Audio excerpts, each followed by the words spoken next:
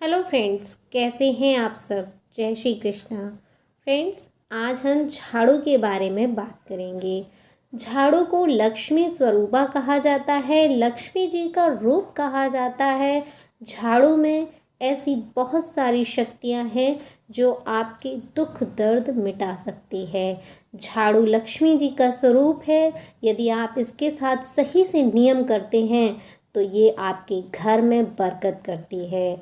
और इसी झाड़ू के साथ में आप कुछ गलतियां करती हैं तो आपके घर में दरिद्रता का वास हो जाता है। लक्ष्मी स्वरूपा इस झाड़ू के साथ में आपको कौन कौन से नियम करने चाहिए, आज मैं आपके साथ यही बताऊंगी। झाड़ू को किस दिन घर में लाने से घर में लक्ष्मी जी का वास होता है, और पुरानी झाड़ू को घर से बाहर करने के लिए कौन सा दिन होना चाहिए, कौन सा दिन होता है, और झाड़ू को किस प्रकार और कहाँ हमें रखना चाहिए। झाड़ू के ऐसे बहुत सारे नियम हैं जिन्हें करने मात्र से आपके घर में सुख समृद्धि का वास होगा। धन आता है लेकिन रुकता नहीं है, तो धन रुकने भी लगेगा और आपके घर में बरकत होगी। तो अब जान लेते हैं पहला नियम। झाड़ू को कभी भी बिना पैर छुए न लगाएं। जब भी आप घर में झाड़ू लगाती हैं उससे पहले झाड़ू माता को 3 बार अपने सीधे हाथ से उनके पैर छुएं, उसके बाद ही आप झाड़ू लगाना प्रारंभ करें। इसके बाद आता है दूसरा नियम। झाड़ू जब आप सुबह में लगाती हैं तो जब आप झाड़ू लगाना प्रारंभ करें तो आपका जो मुख है वो कभी भी दक्षिण दिशा की तरफ नहीं होना चाहिए। इस बात का विशेष ध्यान रखिए कि दक्षिण मुखी होकर के कभी भी आपको झाड़ू लगाना प्रारंभ नहीं करना चाहिए। तीसरा नियम है कि झाड़ू लगाते समय कई बार मैंने लोगों को देखा है, वो उनके घर में जूते चप्पल फैले रहते हैं, बिखरे रहते हैं, और वो उसी झाड़ू को लगाते हुए चली जाती हैं। झाड़ू जूते चप्पलों से स्पर्श करती है, ये बहुत ही अशुभ होता है। इस पर ध्यान दीजिए। जूते चप्पल को पहले आप अपने हाथों से उठाकर एक तरफ रख दीजिए, उसके बाद आप झाड़ू लगाइए। कभी भी झाड़ू को जूते चप्पलों से स्पर्श मत कराइए। चौथा नियम, झाड़ू को कभी भी खुले स्थान में मत रखिए। जब भी आपके घर में कोई मेहमान आता है तो झाड़ू को कभी भी उसके प्रथम दर्शन नहीं होने चाहिए। बाहरी व्यक्ति को आपकी झाड़ू का दर्शन नहीं होना चाहिए। यदि आप ऐसा करते हैं तो आपके घर में धनहानि होती है। जिस प्रकार हम अपने रुपए पैसे को, धन संपत्ति को लोगों से छुपा कर रखते हैं, इसी प्रकार से हमें अपने झाड़ू पोछे को भी छुपा कर रखना चाहिए।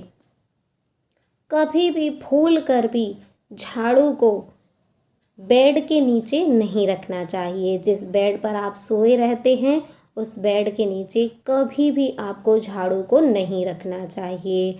झाड़ू को भूल कर भी खड़े होकर के नहीं रखना चाहिए। कुछ लोगों को मैं देखती हूँ कि झाड़ू को हमेशा ऐसे खड़ा करके रख देते हैं। इस प्रकार से भी आपको झाड़ू को नहीं रखना है। झाड़ू को सदैव लिटा कर रखिए।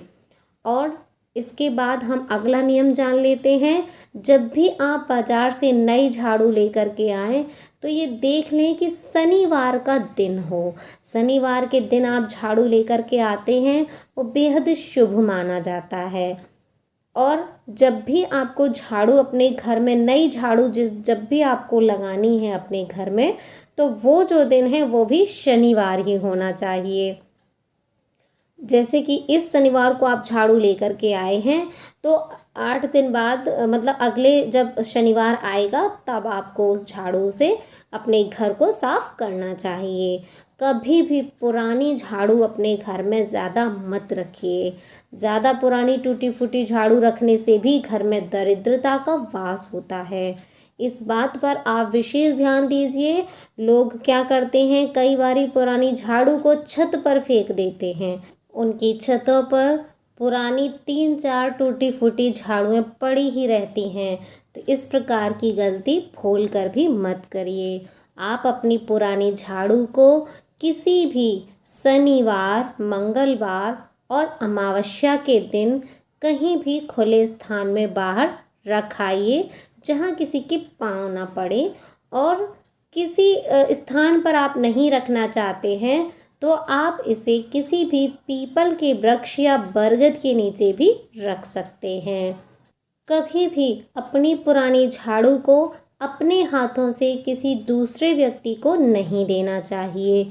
यदि आप अपनी पुरानी झाड़ू को कहीं रख आए हैं और कोई व्यक्ति उठाकर ले जाता है तो उसमें कोई दोष नहीं है, लेकिन आप स्वयं अपने हाथों से दूसरे व्यक्ति को अपनी झाड़ू दे देते हैं तो इसका बहुत बुरा प्रभाव पड़ता है, जैसे कि आप अपनी धन दौलत उसके हाथों में सौंप रहे हैं। तो ऐसा भूल कर भी ना करें। जब भी आप नई झाड़ू बाजार से लेकर के आएँ तो अपनी उस झाड़ू को सर्वप्रथम मंदिर में रखें। मंदिर के पास रखकर उस झाड़ू पर रोली का टीका लगाएं, चावल लगाएं और उसके बाद उस पर 3 बार आप कलावा लपेट दीजिए, उस पर कलावा बांध दीजिए। उसके बाद उस नई झाड़ू से जब भी आप उस नई झाड़ू का इस्तेमाल करें शनिवार के दिन, तो सर्वप्रथम या तो अपना आप पूजा का जो कक्ष है उसका फर्श साफ करिए या फिर अपने रसोई घर का फर्श साफ करिए। तो ये कुछ नियम हैं, इन्हें आप करके देखिए। आपके घर में निश्चित तौर पर सुख समृद्धि धन धान्य होगा। आपके घर में बहुत अधिक आप फर्क महसूस करेंगे, पहले से अधिक आपको सुख शांति का अनुभव होगा। जो आपका धन खर्च गलत उसमें हो रहा था, जैसे दवाइयों में, बीमारियों में, वो सब नहीं होगा। बहुत सारे ऐसे छोटे छोटे नियम हैं जिनसे हम अपनी ज़िंदगी में बहुत सारे परिवर्तन कर सकते हैं। हमारे द्वारा की गई कुछ गलतियों के हमें परिणाम भुगतने पड़ते हैं, उसी प्रकार हमारे द्वारा किए गए अच्छे कर्मों के फल भी हमें ही मिलते हैं। तो कर लीजिए ये उपाय। और यदि आपको इस वीडियो में कुछ भी अच्छा लगा हो तो चैनल को सब्सक्राइब कर लीजिएगा, वीडियो को शेयर कर दीजिएगा और लाइक कर दीजिएगा। धन्यवाद।